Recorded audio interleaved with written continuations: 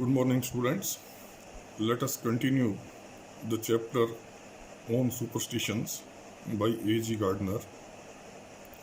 Today it is going to be the concluding part, the last section of the essay on superstitions.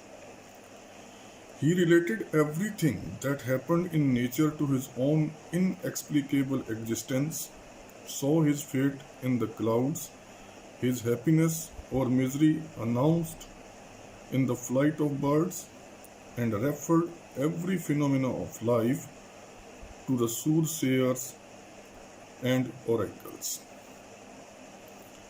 The author is talking about the person, the man of ancient times, the person, the man who was not educated. As he says, whatever happened in the nature, this man used to relate everything to his own existence. Saw his fate in the clouds, appearance of the clouds in the sky, a symbol of the fate there. Referred every phenomena of life to the soothsayers and oracles. Every aspect of the life, it was referred to the fortune tellers, it was referred to the voice of God. You may read in Thucydides of battles being postponed because some omen that had no more relation to the event than the falling of a leaf was against it. There are number of stories, and he says that whereas this person Thucydides is concerned, a Greek historian, there were so many battles who were either postponed or lost just because of certain omens, presages.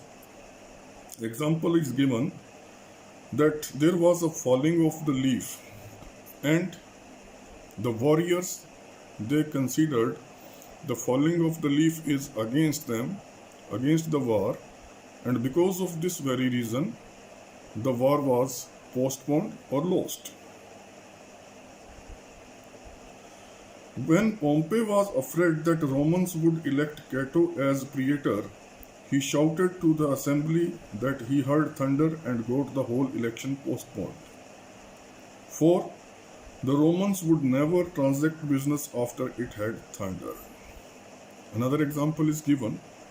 Pompey, a Roman general, when he came to know that Romans are going to elect Cato as a praetor, he shouted in the assembly that he has heard the voice, the sound of the thunder, and got the whole election postponed. Because Romans would never transact business after it had thunder. Romans, they never continued any kind of work, any kind of business if suppose there is a thunder. Alexander surrounded himself with fortune tellers and took counsels with them as a modern ruler takes counsel with his ministers. Another example, Alexander the Great, he says that remained surrounded by the fortune tellers, and at every stage, at every time, he used to take advices from the fortune tellers, as in modern times a ruler takes advices, counsels with his ministers. Even so great a man as Caesar, and so modern and enlightened a man as Cicero, left their fate to the augurs and omens. Further continuing, he says, even great men like Caesar, even modern and educated person like Cicero, they also left their fate to the augurs or omens. Sometimes the omens were right and sometimes they were wrong, but whether right or wrong, they were equally meaningless. Sometimes such type of presages they prove to be right, sometimes they prove to be wrong, but the author says that whether they are right or whether they are wrong, whereas the life of a person is concerned, they are equally meaningless. Cicero lost his life by trusting to the wisdom of crows. Another example,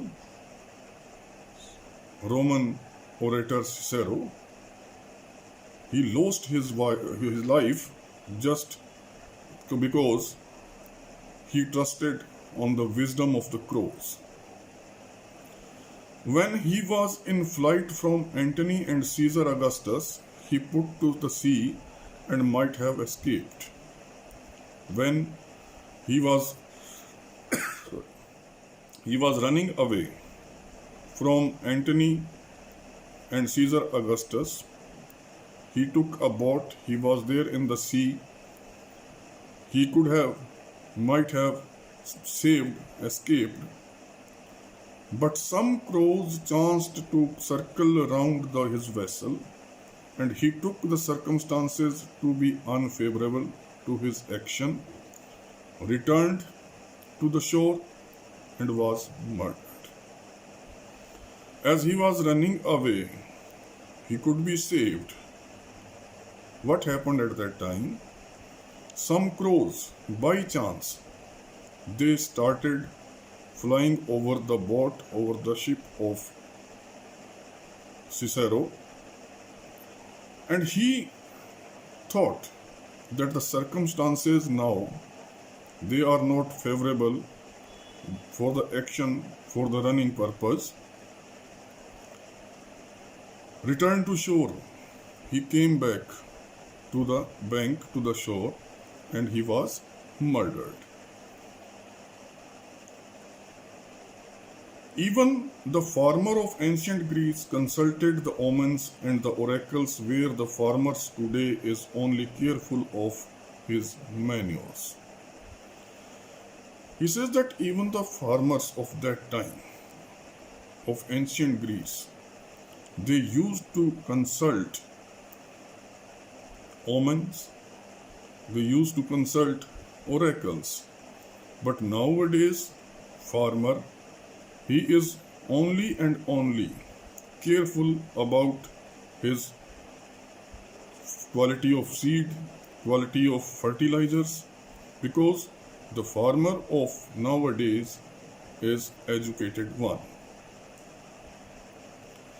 I should have liked to have seen Caesar, I should have liked to have heard Cicero, but on the balance, I think we who inherit this later day and who can jest at the shadows that were so real to them have the better end of time. He says that I should have seen Cicero, should have liked to have heard Cicero, but he says, I think we who inherit this later day, we, the generation of the modern times, who can jest at the shadows, who can laugh at such superstitions, such shadows that were so real to them at that time, such shadows, such superstitions, such ideas, they were quite real to them, have the better end of time. We are lucky enough that we are there in the modern age, enlightened age. It is pleasant to be about when the light is abroad. It is always good to be out when there is light, when there is no darkness. We do not know much more of the power that turns the handle of this idol shoe. He says that we do not know in detail much about what is that power that is controlling these idol shows, these superstitions. Then our forefathers did. Our forefathers, they knew, but we do not know much more about such powers. But at least we have escaped the grotesque shadows that envelop them. At least we are free, we are escaped from such irrelevant, absurd shadows, superstitions that enveloped them, that encircled them, surrounded them, our forefathers. We do not look for divine guidance in the entrail of animals. We do not look for divine guidance in the actions and the activities of animals or the flight of the crows, and the House of Commons does not adjourn at the clap of thunder. And nowadays, the Assembly, the House of Commons, it is not postponed, it is not adjourned just because of the voice, the sound of thunder.